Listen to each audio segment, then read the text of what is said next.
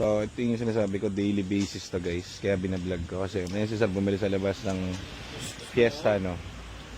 250 yata, nabili ng 200. Dami problema guys. ABS, una, yun ang inquiry niya. Ang problema, sira yung ABS mo. Sige, bibili ka, magkano? Mahal. Halo din yung ano, yung makina. Cooling system, module, makina. Hindi mo pa assure kung trani. Oh. Eh magkano dito guys yung Fiesta na ganyan na full refresh?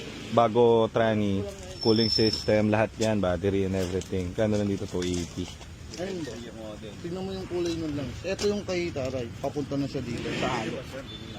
Dalawa yan eh. Ito, mabili sa labas. Ayun din oh. For service na, ano yun, hindi sa ating galing yun. Pakita mo yun dito. Ito, hindi galing sa amin to. Kakabili lang din ng may-ari sa marketplace. Pakita mo yung halo nito. Nagtataka yung may-ari, lagi nawawala yung tubig. Napalitan na yung cooling system nito. Ayan oh, halo na chocolate. Parehas na parehas sila nun. So, sayang pera guys. Eh ngayon, binibenta na ng may-ari. Eh kaso kahit ibenta sa atin, anong gagawin mo dyan? Engine, ABS. Hindi mo pa sure yung trani. Eh SOP mo rito yun, papalitan mo yung trani. Halos papalitan din namin lahat, tapos ibibenta namin ng 280. Dito ako na bumili ng ano, ng sure ball pare. Di ba?